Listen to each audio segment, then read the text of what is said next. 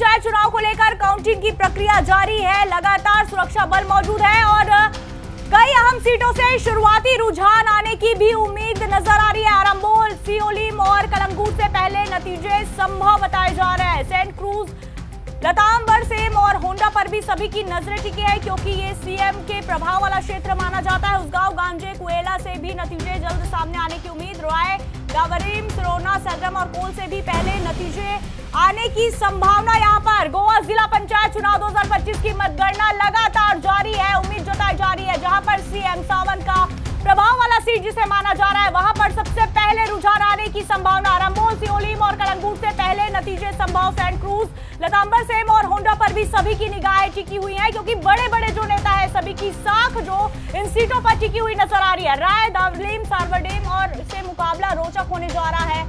रिवोना, सेजेम और कोला से भी नतीजे जल्द आने की संभावना। तो बेहद अहम जानकारी और बार बार आपको कह रहे हैं राष्ट्रीय भी पल पल की अपडेट आपको जेडपी इलेक्शन को लेकर देगा क्योंकि ये सिर्फ जेडपी इलेक्शन का परिणाम नहीं है। आने वाले 2027 के चुनाव का सेमीफाइनल है। जिस पार्टी पर इस बार गोवा की जनता ने भरोसा जताया होगा उस पार्टी के लिए रास्ते जरूर आसान होने वाले हैं, लेकिन जिन पार्टियों को इस बार की जनता ने नकारा है वो साफ तौर पर जमीन उन्हें मजबूत करने के लिए और भी ज्यादा कड़ी मेहनत करने की जरूरत है। हालांकि जीत के दावे सभी पार्टियां कर रही है। गोवा अपने आप को तीसरी बड़ी पार्टी बताती हुई यहाँ पर नजर आ रही है और खुद आपके संयोजक केजरीवाल यहाँ पर जेडपी इलेक्शन में मोर्चा संभाले हुए नजर आए थे। तो ऐसे में देखना बेहद रोचक है कि क्या इस बार जेडपी का बॉस कोई अलग पार्टी जिस पर जनता ने भरोसा जताया, क्या आम आदमी पार्टी या आरजेपी, गोवा फॉरवर्ड या कांग्रेस, या फिर एक बार फिर से बीजेपी को क्लीन स्वीप मिलने की इस बार की उम्मीद है क्योंकि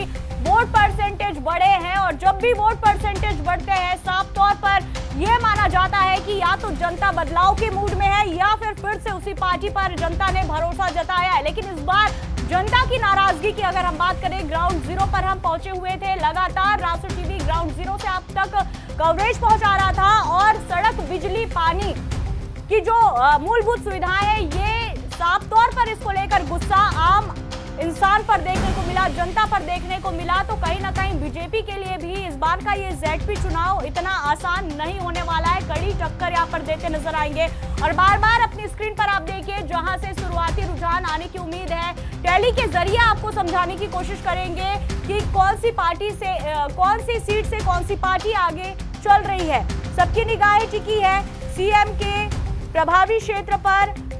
नारगांव, केरी, होंडा और उसगांव, गांजे की बात करें तो राणे परिवार का दबदबा यहां से परखा जाएगा। तो वहीं लतंबर, सेम, पाले और होंडा जैसी सीटों पर मुख्यमंत्री प्रमोद सावंत की प्रतिष्ठा दांव पर है। शिरोडा की बात करें, गौरी सुभाष सिरोडा यहां पर चुनावी मैदान पर उतरी है। उनके सामने आरजेपी की मनीला शिरोडकर उन्हें कड़ी चुनौती देते नजर आएंगी।